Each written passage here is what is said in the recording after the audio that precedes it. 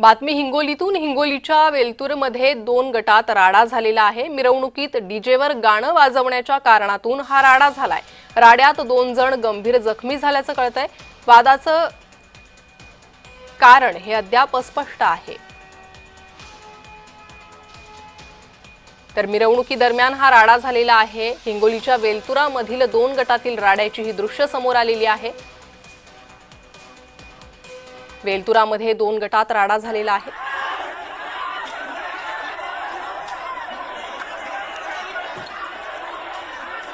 राजू अंबादास सानप, मी दुर्गादेवी मंडळ उपाध्यक्ष आहे। आमच्या गावामध्ये दुर्गादेवीची मिरवणूक निघली।